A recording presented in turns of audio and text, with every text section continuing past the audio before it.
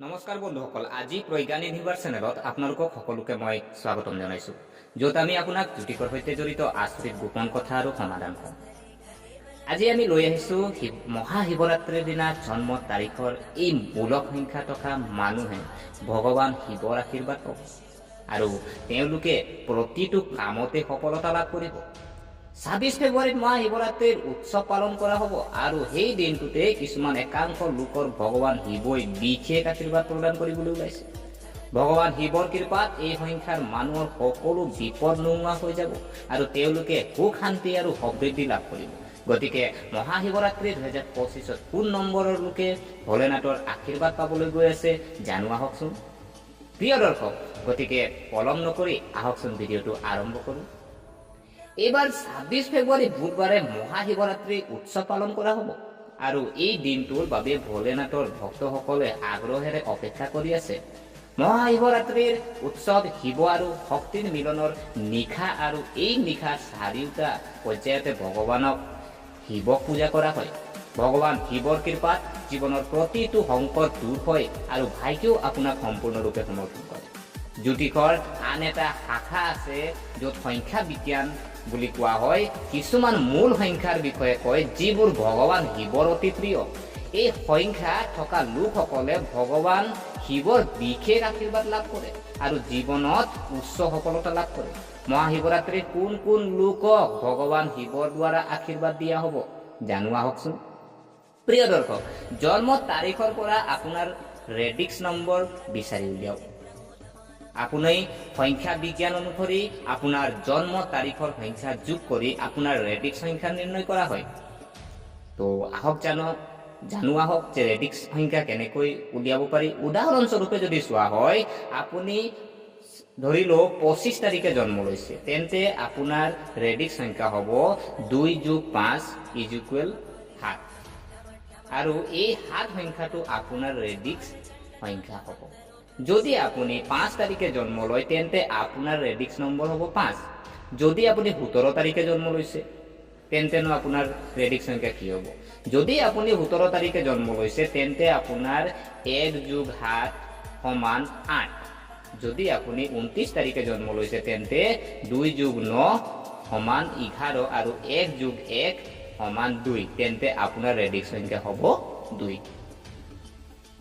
প্ৰিয় দৰ্শক, শিৱৰাত্ৰিৰ দিনা ১ নং মূলাংক থকা যিখিনি ১ নম্বৰ মূলাংক আছে সেইসকল জাতক জাতিকাত ভগৱান শিৱৰ আশীৰ্বাদ থাকিব আৰু সংখ্যা বিজ্ঞানৰ মতে একমত দশম ১৯ আৰু ২৮ তাৰিখে জন্ম লোৱা লোকৰ ৰেডিক্স নম্বৰ ১ আৰু ৰেডিক্স নম্বৰ ১ৰ প্ৰভু হৈছে গ্ৰহসমূহৰ ৰজা সূৰ্য। ১ নম্বৰ ৰেডিক্স থকা লোকসকলে ভগৱান শিৱৰ বিশেষ আশীৰ্বাদ লাভ কৰিবলৈ গৈছে আৰু এই নম্বৰৰ মানুহৰ সকলো কামত সফল হ'ব আৰু তেওঁলোকে চাকৰি আৰু ব্যৱসায়তো যথেষ্ট সফলতা লাভ কৰিব। ভগৱান শিৱৰ কৃপাত এই লোকসকলৰ আৰ্থিক অৱস্থা উন্নতি হ'ব আৰু পৰিয়ালৰ লোকৰো উন্নতি হ'ব। যদি আপোনাৰ কোনো চৰকাৰী কাম আবদ্ধ হৈ থাকে তেন্তে ভগৱান শিৱৰ কৃপাত সম্পূৰ্ণ হোৱাৰ সম্ভাৱনা আছে। শিৱৰাত্ৰিত ২ নম্বৰ লোকসকলক ভগৱান শিৱৰ আশীৰ্বাদ দিব বুলি কোৱা হৈছে।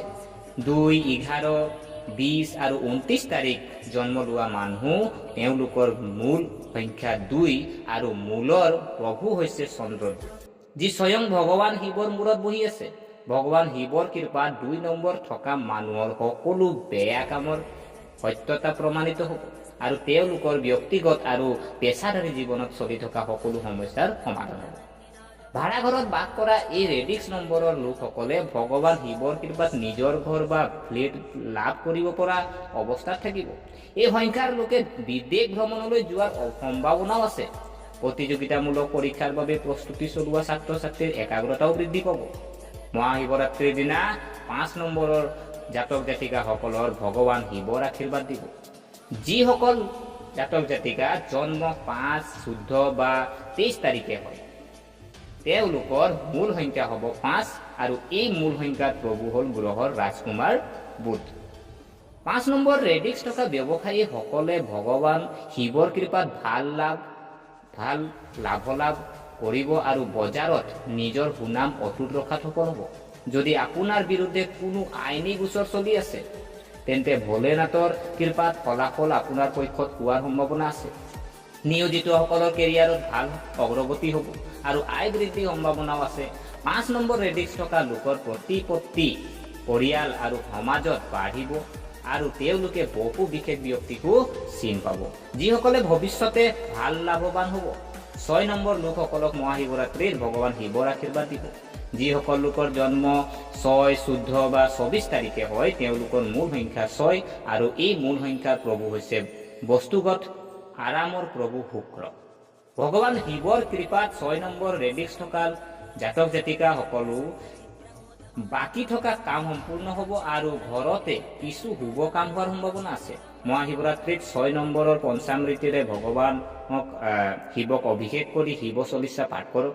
যদি এই ৰেডিক্স নম্বৰ থকা মানুহে নতুন চাকৰিৰ বাবে আবেদন কৰিব বিচাৰে তেন্তে আপুনি এটা ভাল সুযোগ পাব পাৰে। ভোলেনাথৰ কৃপাত পাৰিবাৰিক পৰিৱেশ সুখদায়ক হ'ব আৰু ছাত্ৰ ছাত্ৰীৰ একাগ্ৰতাও বৃদ্ধি পাব।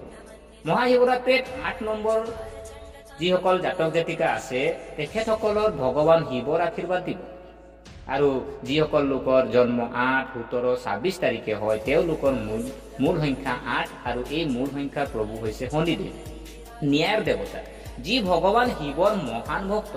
ভগৱান শিৱ পূজা কৰা সকলৰ ওপৰত শনিদেৱ কেতিয়াও খং নকৰে।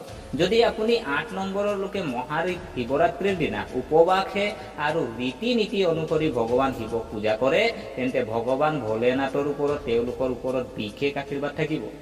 তেওঁৰ কৃপাত আপোনাৰ সকলো কাম সম্পূৰ্ণ হ'ব আৰু কেৰিয়াৰ আৰু ব্যৱসায়ত আপোনাৰ ইচ্ছামতে সফলতা লাভ কৰিব।